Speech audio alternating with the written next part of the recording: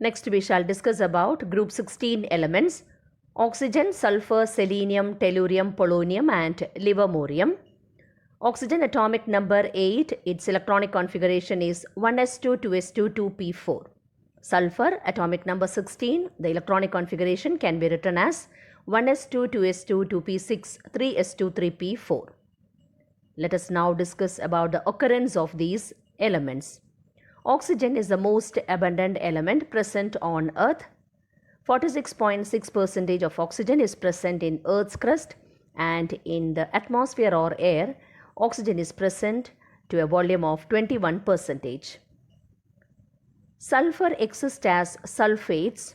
For example, it exists in the form of calcium sulfate dihydrate. We know that CaSO4 2H2O is gypsum. It is also present in the form of sulfide. For example, galena lead sulfide. Epsom salt is magnesium sulfate heptahydrate. So sulfur is also present in the form of Epsom salt. It is also present in the form of zinc blende ZnS, copper pyrites CuFeS2, and sulfur is also present as hydrogen sulfide in volcanoes. Sulfur is also present in eggs, protein, garlic, onion, mustard. Next we shall discuss about the electronic configuration, atomic radii, ionization enthalpy, electron gain enthalpy and electronegativity of group 16 elements. From the electronic configuration of oxygen and sulfur, it is clear that group 16 elements have Ns2Np4 general outer electronic configuration. Atomic radii increases down the group as we move from oxygen to polonium. This is because there is an increase in the number of shells as we move down the group. Ionization enthalpy decreases down the group. It is due to an increase in the size that ionization enthalpy decreases down the group. Another important observation is that ionization enthalpy of group 16 elements is less than the ionization enthalpy of group 15 elements. For example, if we compare the ionization enthalpy of oxygen with the ionization enthalpy of nitrogen, it is found that the ionization enthalpy of oxygen is less than that of nitrogen. It is because in nitrogen, the p orbital is half-filled and it is highly stable.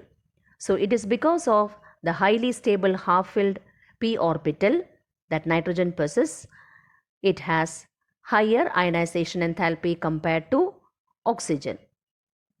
Electron gain enthalpy. The electron gain enthalpy of oxygen is less negative than that of sulfur. It is because of the small size of oxygen. Electronegativity decreases down the group. As we move down the group, that is from oxygen to polonium, the electronegativity decreases. It is because the metallic character increases down the group, or it shows that the metallic character increases down the group.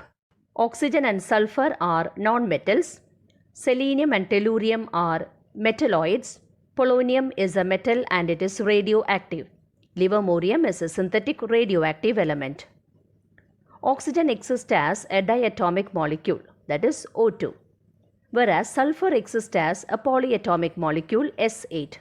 So this is the reason why sulfur has higher melting point and boiling point. Let us now discuss about the chemical properties. We know that the general outer electronic configuration of group 16 elements is Ns2Np4. So these elements show a tendency to gain 2 more electrons.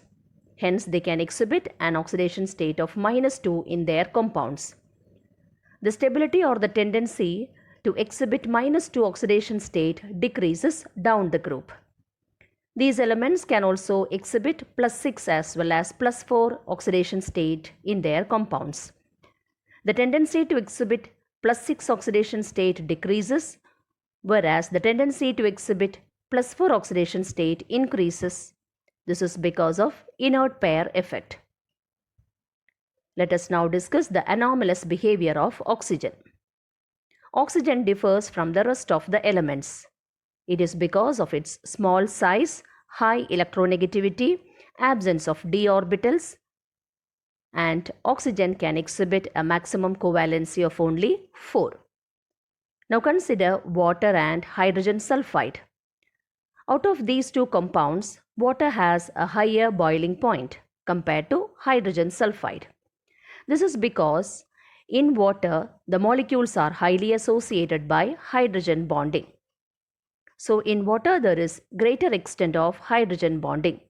This is because of the small size and high electronegativity of oxygen compared to sulfur in H2S.